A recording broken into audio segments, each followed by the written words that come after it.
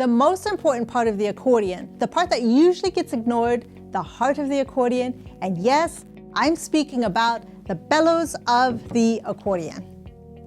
Today, I'll reveal the top 3 mistakes accordionists make with their bellows, and the last mistake may surprise you. And at the very end, I'll add a couple pro tips so you can feel more confident, certain, and comfortable with the bellows of the accordion.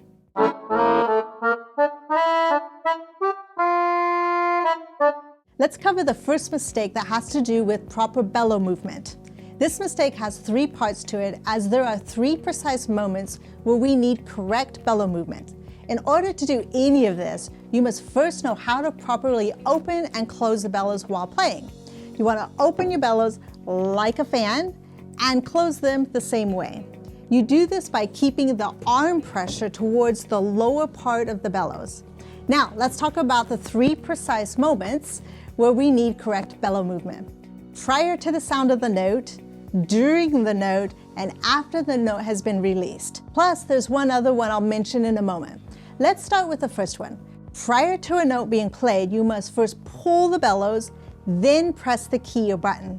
Likewise, on the return, you want to push or squeeze your bellows, then press the key or button. It's like taking a breath before you speak. So practice the pull, then play, and the push, then play. The second part of mistake number 1 is what we need to do while we have a key or button down. The longer the note duration is, the more you need to focus on keeping the consistent pressure on the movement of your bellows. This will keep an even volume and not let the sound die off in the middle. Keep the momentum of the bellows going strong and steady, not jerking or bouncing. Now we have the part after a key or note has been released. What happens so often is the bellows get stopped just before the note is actually released, creating an abrupt end or choking of the note. Or worse yet, we don't even get to hear the end of the note. So when you're finished playing a note, practice continuing the pull or the squeeze of the bellows after the key or button is released.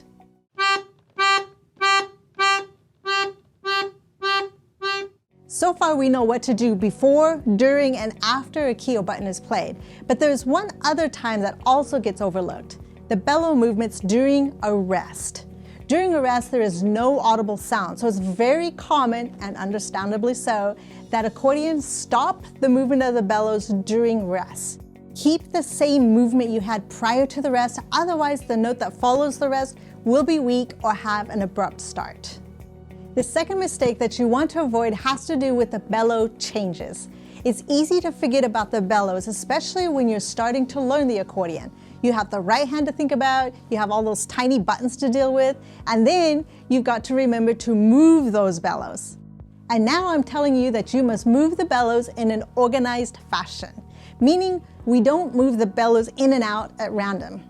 That would be like taking a breath at random moments as you're talking or speaking or singing. Depending on your body structure, the size of the accordion, there are certain general guidelines for bellow changes you want to follow.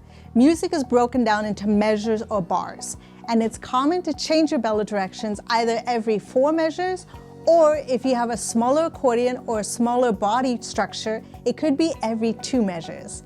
As you get more advanced, bellows are changed by the musical phrase.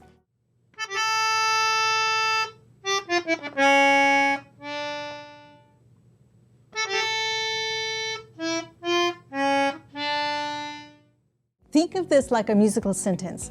You open your bellows for one thought or sentence, and then you close it for the next thought or sentence.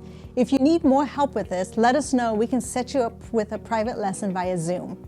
So now you know what to do before, during, and after you press a key or button. You also know when to change your bellows, and now, this one might surprise you, but another common mistake is how to change the bellow direction. You'd think it would be simple to change the bellow directions, and it is, but it requires some technique if you want to sound really good. Let me explain this from the beginning to end for a complete cycle of opening and closing the bellows. To start, pull the bellows, then press a key or button. Before you change the direction of the bellows, while you're still pulling, release the key or button so you're still pulling after you've released the key. Then change the direction of your bellows, press the key or button, play, then release your key or button while you're still pushing. Technically, for a fraction of a second, you are still pushing even after you release the note. So if you master the pull before you play and the squeeze or push before you play that we mentioned in mistake 1, you'll master changing your bellows very easily. So often, beginning accordionists have so much to think about that organizing their bellow changes, much less thinking through how to properly move their bellows, either hasn't entered their mind or they know there probably is some bellow technique they need, but they don't know what it is, or they completely ignore the bellows and just continue on playing. Give me a thumbs up if you fall into one of those reasons or have wondered what kind of bellow techniques you need in order for your music to sound great. We cover more inside Accordion Live Academy, but for now, just practice what we've shown you so far to improve your sound. Now, a couple pro tips before I sign off for the day. Pro tip number 1, mark your bellow changes in your music. If you want to get really comfortable and learn to consistently change your bellows at the same time in your music, write your bellow changes in your music so you get into the habit of when you should change your bellows, so it stays consistent. The second pro tip is to put just as much focus on your bellow control as you do your right hand work or the left hand basses. 80% of the mistakes that happen when playing the accordion are because of the bellows. That's how important bellow control is. Hit the like and subscribe button if you enjoyed today's video, and let me know in the comments below what you've learned and what you want more of. And I'll see you in the next video.